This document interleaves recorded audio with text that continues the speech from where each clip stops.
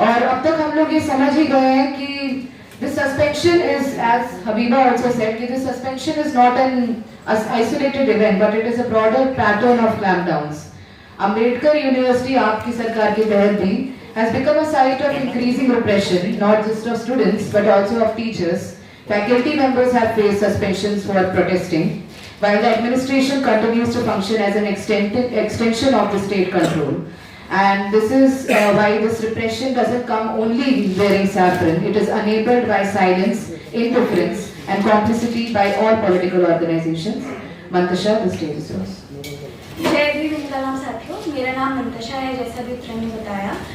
मैं आयसा की एक्टिविस्ट हूँ। पहले तो ये कि जो हम इस वक्त देख रहे हैं, ये कोई अचानक से होने वाली घटनाएं नहीं है या कुछ इत्तेफाक से नहीं हो रहा है। ये एक बहुत स्ट्रक्चरल, बहुत एक क्लियर पैटर्न के साथ हो रहा है, एक टारगेशन के साथ हो रहा है, बहुत विजिबल है कि किसके अगेंस्ट हो रहा है। मुझे 21 मार्च को एओडी से निकाल दिया गया, सस्पेंड कर दिया गया एक पूरे सेमेस्टर के लिए। एओडी के सभी कैंपस से ये बात कर दिया गया। क्यों किया गया? इसलिए क्योंकि मैंने एक 26 जनवरी को एओडी वीसी ने एक स्पीच दी थी, उसका मैंने क्रिटिसिज्म लिख के एओडी ईमेल चेन पर डाला। उन्होंने अपने स्पीच में एओडी वीसी ने कुछ बहुत प्रॉब्लमैटिक बातें की थी। उसमें एक बात ये थी कि अंबेडकर का जो स्टेचर है वो मिनिएचराइज किया है दलित कम्युनिटी ने, कोट एंड कोट उनकी कम्युनिटी के लोगों ने।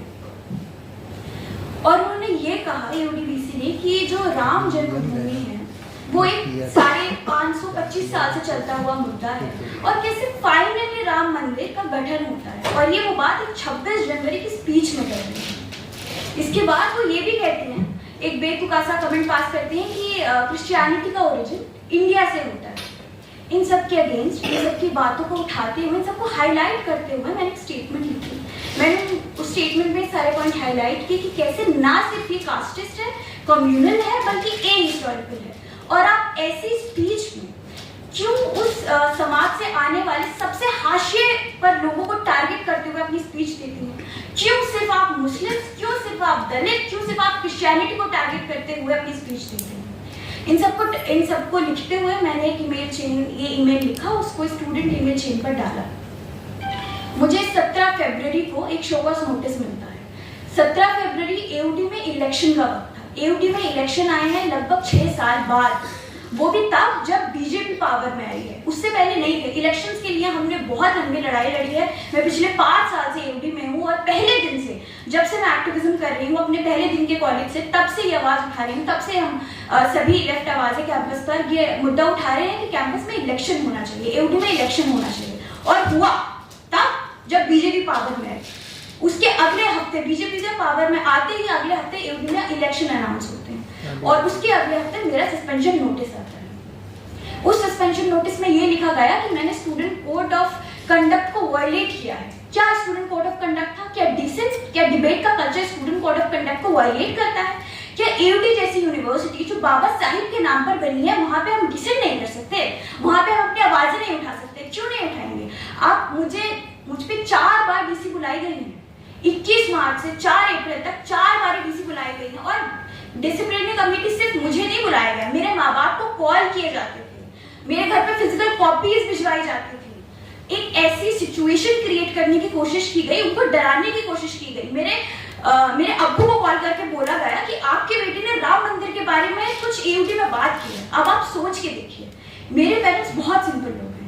आप उनसे कह रहे हैं कि एक मुस्लिम महिला ने, जो इस समय समाज के सबसे हाशिए पर होते हैं वो लोग, उन्होंने अपने कैंपस में ऐसी बातें की हैं, वो भी इस समय जब बीजेपी पावर में है।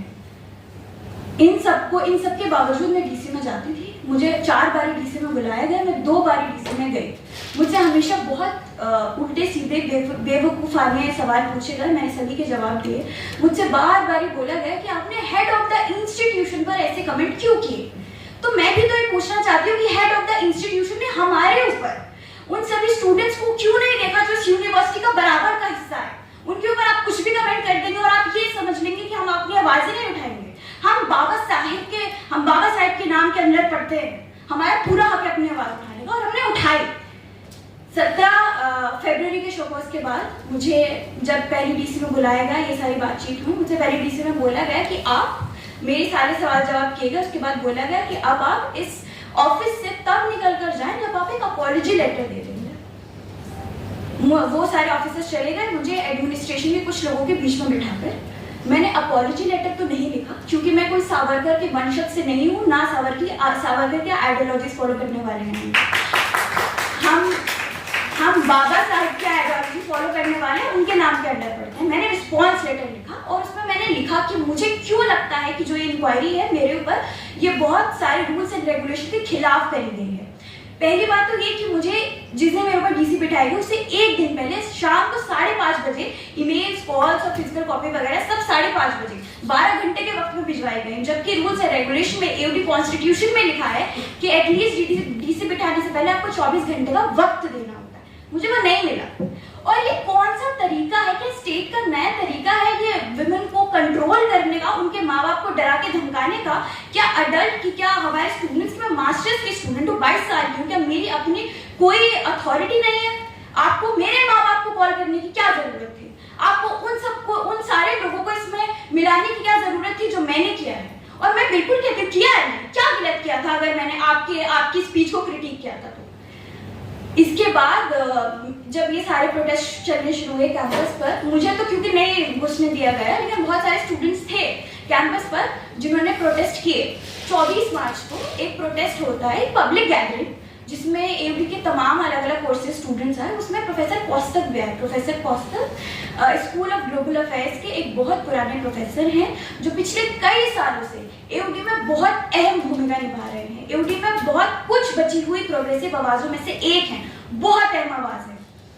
उन्होंने आकर एक 20-30 मिनट की स्पीच दी, जिसमें उन्होंने ये कहा कि कैसे स्टूडेंट मूवमेंट का होना जरूरी है, कि कैसे जो अभी के समय पर स्टूडेंट्स के ऊपर क्रैकडाउन आया है, स्टूडेंट पॉलिटिक्स के ऊपर क्रैकडाउन हुआ है, वो कैसे गलत है। उन्होंने मेरा सपोर्ट किया, साथ साथ में उन्होंने उन स्टूडेंट्स का भी सपोर्ट किया जो पिछले महीने 8 BA/GS के स्टूडेंट्स को सस्पेंड कर दिया गया था। एक महीना पहले, लास्ट वाला जो महीना है, उसमें एओडी से 17 सस्पेंशंस हुए हैं। 17 सस्पेंशंस, जिसमें इनिशियली एसएफआई के 3 कॉमरेड थे, बाद में प्रोटेस्ट के बाद 5 कॉमरेड और आए, जिसमें 8 BA कोर्स के, BA/GS के, BA ग्लोबल स्टडीज के 8 स्टूडेंट्स थे। वो भी तब जब डिसिप्लिनरी कमेटी के सजेशन के खिलाफ जाकर उनको सस्पेंड किया गया। उनके सजेशन पे कहीं ये नहीं लिखा गया था कि स्टूडेंट्स को सस्पेंड किया जाए। प्रोक्टोरल ने खुद से आगे बढ़कर इन सब स्टूडेंट्स को सस्पेंड किया था। बस इन्हीं सब कुछ इश्यूज पर प्रोफेसर कौस्तभ ने अपनी बात रखी और वो अपनी क्लास लेने के लिए एक कैंपस से दूसरे कैंपस में चले गए। 20-30 मिनट रुके वो केजी कैंपस में, कश्मीरी गेट पर। 2 अप्रैल को प्रोफेसर कौस्तभ को एक शोकॉज नोटिस भेज दिया जाता है। क्यों? क्योंकि उन्होंने वहां जाके आवाज उठाई। क्यों? क्योंकि वो आपके एडमिनिस्ट्रेशन की धमकियों से, डरावों से नहीं डरे। उनको ये दिखाने की कोशिश की गई, उनको इंटिमिडेट करने की कोशिश की गई कि आपने स्टूडेंट्स के साथ आवाज कैसे उठा ली। स्टूडेंट्स के साथ जो हो रहा है होगा। और फैकल्टी प्रोफेसर कौस्तभ, मैं हाईलाइट करना चाहती हूँ, प्रोफेसर कौस्तभ पहले प्रोफेसर नहीं है जिनके ऊपर ये क्रैकडाउन हुआ है। उनसे पहले प्रोफेसर सलीम मिश्रा, जिनकी मैं स्टूडेंट थी, प्रोफेसर अस्मिता काबरा, लास्ट ईयर उनको इलीगली टर्मिनेट कर दिया गया कॉलेज से। क्यों? बहुत ही फेक, बहुत ही कुछ बेवकूफाने ग्राउंड्स पर उनको निकाल दिया गया, जिनके खिलाफ हमने प्रोटेस्ट किया। और जिन प्रोटेस्ट में मैं भी एक थी, जिस प्रोटेस्ट का हिस्सा मैं थी, हमको हमारे गेट से, हमको हमारी यूनिवर्सिटी के गेट से डिटेन किया गया जानवरों की तरह। पुलिस वैन में धक्के मार के हमको भरा गया और पुलिस थाने ले जाया गया। क्यों? क्योंकि हम अपने प्रोफेसर के साथ खड़े हुए। हमारे साथ ये किया एओडी एडमिनिस्ट्रेशन ने। और जब प्रोफेसर हमारे साथ आए तो उनके साथ भी ये करने की कोशिश की गई, उनको शोकॉज भेजने की कोशिश की गई।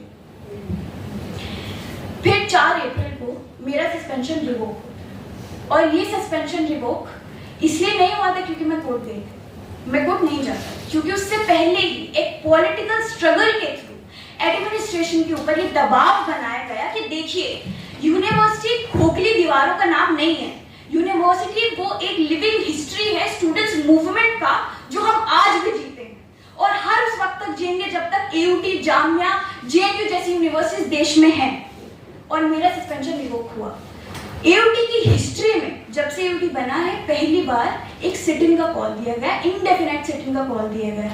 एओडी एक डे स्कॉलर यूनिवर्सिटी है। आप सुबह में आते हैं, रात के 8 बजे एडी में ताला लग जाता था, 8 बजे तक लेकिन स्टूडेंट्स कैंपस में आके लाइब्रेरी में पढ़ते थे। अब का आप माहौल देखिए, 21 मार्च को जब मेरा सस्पेंशन आया था उसके बाद से 6 बजे कैंपस में सारी मोबिलिटी बंद, ना कैंपस के कोई अंदर जाएगा ना कैंपस के कोई बाहर आएगा। जो स्टूडेंट्स इनडेफिनिट सिटिंग पे अंदर बैठे थे उनमें बहुत सारी महिला कॉमनर्स थी, महिला साथी थे जिनको मेंस्ट्रुअल प्रोडक्ट्स की जरूरत पड़ी, जिनको दवाइयों की जरूरत पड़ी, नहीं ले जाने दिया अंदर। 6 बजे के बाद खाना नहीं ले जाने दिया अंदर। क्यों? आपके स्टूडेंट से इतना डरते हैं, आप हमारी आवाजों से इतना डरते हैं कि आप आपको भूखा रखेंगे। गद्दे नहीं ले जाने दिए अंदर। जो स्टूडेंट अंदर मेरे लिए प्रोटेस्ट कर रहे थे, कैंपस डेमोक्रेसी के लिए प्रोटेस्ट कर रहे थे, वो पतली चादरों पर सोए हैं, मक्खी मच्छरों के बीच में सोए हैं। एक कॉमरेड की आंख में एलर्जी हो गई, वो उस दिन के बाद से अभी तक कैंपस में नहीं घुस पाए अपनी एलर्जी की वजह से। कौन देगा इन सब बातों का जवाब? आप देंगे, आपके एडी वीसी देंगे, एडी एडमिनिस्ट्रेशन देगा, या स्टेट देगा जो कंट्रोल करने की कोशिश कर रहा है हमारी हर यूनिवर्सिटी को, हमारी हर प्रोग्रेसिव सोच को। इन सब के बावजूद, इन सब के बीच में अभी हमने ये देखा कि एक प्रोटेस्ट होता है हमारे कैंपस पर, क्योंकि एसएफआई के हमारे 3 साथियों को निकाल दिया गया था। उनके सपोर्ट में एक नया प्रोटेस्ट होता है जिसमें नॉन कॉमन स्टूडेंट्स भी आते हैं, जिसमें एसएफआई के बहुत सारे कॉमरेड्स थे, जिसमें यूडी एडमिनिस्ट्रेशन ने बहुत ही बर्बरता दिखाते हुए गार्ड्स के दम पर उन स्टूडेंट्स को बहुत बुरी तरीके से मैन हैंडलिंग की गई। उनके साथ एक महिला कॉमरेड के कपड़े फाड़े। और ये सब तब हो रहा है जब एडी एडमिनिस्ट्रेशन में इलेक्शंस हो चुके हैं, जब वहाँ पर एक इलेक्टेड काउंसिल आ चुकी है। और ये भी बताना यहाँ पे इम्पोर्टेंट है कि एडी में इलेक्टेड काउंसिल आई है, यूनियन नहीं आई है। जो 6 साल बाद इलेक्शन हुए हैं ये काउंसिल के हुए हैं, यूनियन के नहीं हुए हैं, क्योंकि काउंसिल एक बहुत डिसेंट्रलाइज्ड बॉडी है। आपकी पावर बहुत जगह बट जाती है, आपके पास कोई प्रेसिडेंट नहीं है, आपके पास कोई वाइस प्रेसिडेंट नहीं है, आपके पास गुठों में बटी हुई पावर है जिसको हम बहुत मुश्किलों से एक जगह लगा पाते हैं। लेकिन फिर भी लेफ्ट यूनिटी के दम पे हमने बहुत कुछ किया है अपनी यूनिवर्सिटीज में, आगे भी कर रहे हैं। लेकिन जो क्रैकडाउन हुआ था बहुत बड़ा क्रैकडाउन है।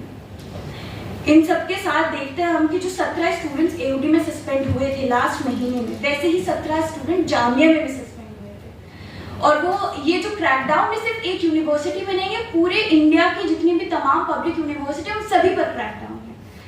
और लास्ट में मैं अभी, क्योंकि मुझे लगता है टाइम हो गया है, एक चीज़ बहुत इंपॉर्टेंट पॉइंट आउट करना चाहती हूँ। अभी रिसेंटली प्राइम मिनिस्टर मोदी ने कहा कि जो मुस्लिम कम्युनिटी है वो पंचर बनाने वालों तक रह गई है ना, ये कहा उन्होंने। तो मैं कुछ प्रधानमंत्री से एक मुस्लिम स्टूडेंट होने के नाते कुछ सवाल करना चाहती हूँ। पहला तो ये है कि आप पंचर बनाने वालों से क्या दिक्कत है इनमें, क्योंकि आप चाय वाले का तो बैकअप ऑनर लेके घूमते हैं, तो पंचर बनाने वालों से ऐसी क्या नफरत है कि वो पंचर बनाने वाले को गाली की तरह यूज कर दिया गया, बहुत इज्जत का काम है। और दूसरा सवाल ये कि अगर आप ये कहते हैं कि पंचर बनाने वाला सिर्फ आपने एक फाइनेंशियल कंडीशन, उनको ये एक वर्ड इसलिए यूज किया गया ताकि आप ये दिखा सके कि वो कितने हाशिए पर हैं, तो इसका जिम्मेदार कौन है? आप तो प्रधानमंत्री हैं, आप बताइए कौन है इसका जिम्मेदार? आपने मौलाना आजाद जैसी फेलोशिप हमसे छीन ली, आपने हमारे कैंपस में मुझ जैसे स्टूडेंट गुलिफ्शा फातिमा को 5 साल हो गए, कौन नहीं आने दे रहा है उसको अंदर? कौन नहीं आने दे रहा है स्टूडेंट, हम जैसे स्टूडेंट्स को कैंपस के अंदर? कौन छीन रहा है हमारे पढ़ाई के अधिकार? कौन वक्फ बिल जो कि एक्ट बन चुका है, कौन ऐसे एक्ट्स ला रहा है? कौन ला रहा है? आप ही है ना पावर में, कौन जवाब देगा इसकी? आप हमारे घर तोड़ दे रहे हैं, आप घेटोज में जाते हैं। मैं घेटो से आती हूँ, आप ओखला की कंडीशन देखिए, आप वहाँ के रोड देखिए, वहाँ का पानी का हाल देखिए। आप उन समाज में जहाँ पे जहाँ पे दलित्स को, मुस्लिम्स को, ट्राइबल कम्युनिटी को हाशियों पर रख दिया जाता है, उनको ऐसे घेटों में बंद कर दिया जाता है, वहाँ से जब कोई पढ़ने के लिए अपना वो पार्ट ऑफ सोसाइटी छोड़ के कहीं बाहर निकलता है। मैं ओखला से रोज ट्रैवल करती थी करमपुरा की तरफ, 2 घंटे लगते थे, मैं फिर भी निकलती थी। लेकिन फिर आपने मेरे साथ ये किया, क्यों? क्योंकि आपको एक एग्जाम्पल सेट करना था। क्यों? क्योंकि आपको ये एग्जाम्पल सेट करना था कि बीजेपी में पावर के आने के बाद एक मुस्लिम महिला जो एक्टिविज्म करती है उसके साथ ये होगा, तो बाकी सारी आवाजों को भी अब ऐसे ही दबाया जाएगा। पर हमने दिखा दिया कि स्टूडेंट मूवमेंट में, स्टूडेंट यूनिटी में कितना दम है, और आगे भी हम मैं अपनी बात में नहीं खत्म करती हूँ।